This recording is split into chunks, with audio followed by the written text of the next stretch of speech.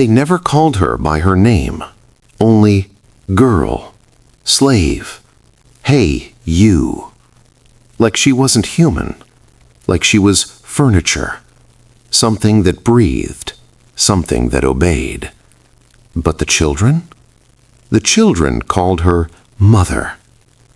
And that was the first mistake. The Whitmore estate stood alone at the edge of the valley, a white mansion rotting under gray skies. Tall windows that reflected nothing, iron gates that groaned when the wind touched them. And silence. Too much silence. The kind that swallows sound. The kind that makes birds avoid the trees. The kind that makes travelers walk faster without knowing why, without looking back. People in town pretended the place didn't exist, but everyone felt it. Watching. Waiting. Inside that house worked a girl no older than 19. Thin wrists, bare feet, eyes that never quite lifted from the floor. Her name was Eliza, or at least it used to be. After being sold to the Whitmores, her name disappeared. No records, no past, no future. Just orders, like everything else about her. She didn't cook, didn't clean, didn't work the fields.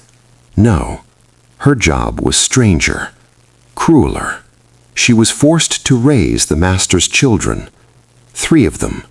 3 pale, quiet children with skin too cold and smiles too still. They never laughed, never played, and never slept. Not like normal children. At night, the nursery lights stayed on. Always. And sometimes, long after midnight, Eliza would hear whispering, soft, overlapping, like insects crawling inside the walls, even when the children were supposed to be asleep. Whispers, in a language she didn't understand. The master gave her one rule, just one. Never ask where they came from. But every night when she rocked the youngest child, she noticed something that made her stomach twist. They all had the same eyes. Not like their father, not like anyone. Their eyes were familiar, painfully familiar, like looking into a cracked mirror, like staring at herself. And deep down, a thought she didn't dare speak began to form. Why do they look like me? The children never cried. Not when they fell. Not when their small knees split open on the stone steps. Not when their plates stayed empty. Not even when the master's temper turned cruel. Any normal child would scream, would beg, would run, but not them. They just stared, quiet, still, watching, always watching. Like she wasn't their caretaker, but their experiment. Like they were studying her, learning her, memorizing her. Sometimes Eliza would feel their eyes on her back while she worked, 3 pairs, unblinking, following her every movement. If she turned suddenly, they wouldn't look away. They'd just stand there, heads slightly tilted, smiling too wide, like they knew something she didn't. Something awful. One afternoon, while folding their clothes near the window, the youngest boy shuffled close, silent as always. She didn't even hear his footsteps. Then he grabbed her wrist, hard, too strong for a child. His fingers locked around her bones like iron. Her breath caught. His nails dug into her skin, sharp enough to draw blood. And he whispered, so softly it barely sounded human, "Don't leave us again." Again. The word echoed inside her skull. Eliza forced a smile. "I never left you," she said gently. The boy tilted his head, confused, like she was the one mistaken. Then he leaned closer and said, "Last time you died." That night, sleep wouldn't come. Every creak of the house sounded like footsteps. Every shadow looked like a figure standing over her bed.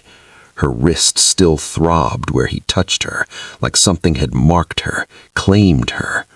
So she did something dangerous, something forbidden. She went to the attic. Old boxes, dusty trunks, forgotten records, the air thick with rot and time, like the house was hiding its memories up there. And then she found them. Photographs, black and white, curled at the edges, decades old. In every photo, a woman holding children, a caretaker, a slave, a nanny, smiling stiffly at the camera, eyes tired, hopeless, and every single one of them looked exactly like her.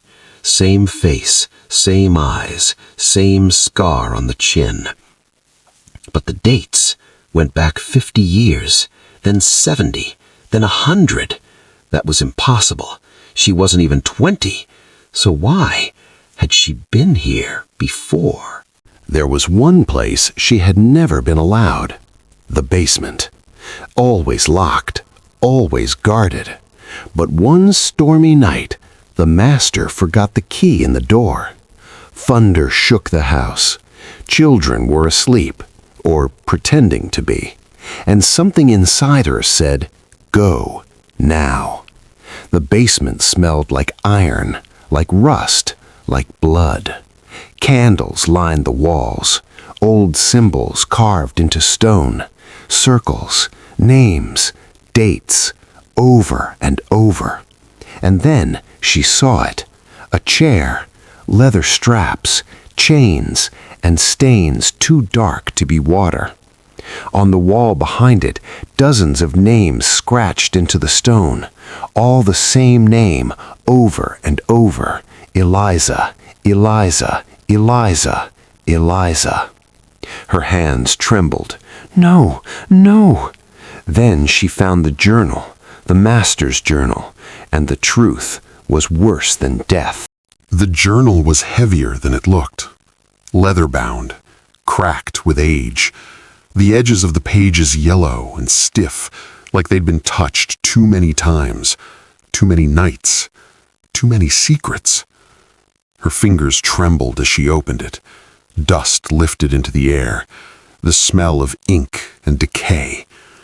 The first page was neat, clinical, careful, like a doctor writing about a patient, not a person, never a person. It read, "Subject survives longer than previous ones. Blood compatibility is perfect. Children remain stable only when raised by her. Her. Always her.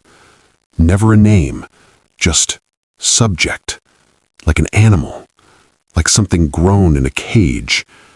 Page after page described things she couldn't fully understand: measurements, temperatures, sketches of veins, notes about transfer procedures, experiments, rituals, blood drawn in jars, symbols carved into skin, something about bloodlines, something about rebirth, something about purity. Her chest tightened, her vision blurred. This wasn't adoption, this wasn't slavery. This was something older, something deliberate. Then one sentence stopped her heart, written darker than the rest, as if pressed harder into the page.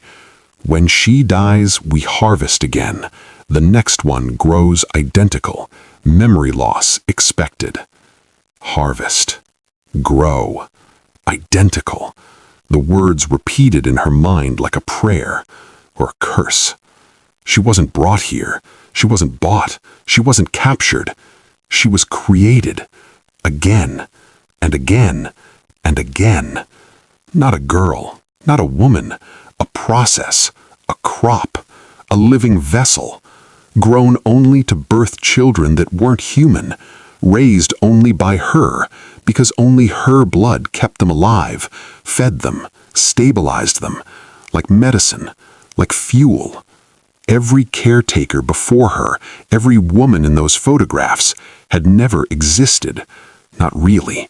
They were just versions, copies, bodies grown in the dark, given the same face, the same eyes, the same scar. Grown, used, disposed, then replaced. Her throat tightened, a sob caught in her chest. She wasn't a slave. Slaves could escape. Slaves had names. Slaves were human. She was livestock. And the children?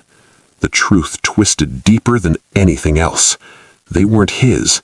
They weren't anyone's. They were hers. And suddenly, their whispers upstairs didn't sound like children anymore. They sounded like something calling for their mother. The children were awake when she returned upstairs, standing in the hallway. All three of them, bare feet against the cold floorboards, perfectly still, silent, watching, no blinking, no breathing, just staring at her like they'd been waiting, like they already knew what she'd found. The candlelight flickered across their faces. For a moment, they didn't look like children at all, just shadows shaped like children. The oldest spoke first, calm, certain, too calm for his age. "You know now." Her heart slammed against her ribs. She stepped back, her heel scraping the wood. "What are you?" she whispered. Her voice sounded small, breakable. The boy's smile widened, too wide, stretching past where lips should naturally go. "We're yours," he said softly.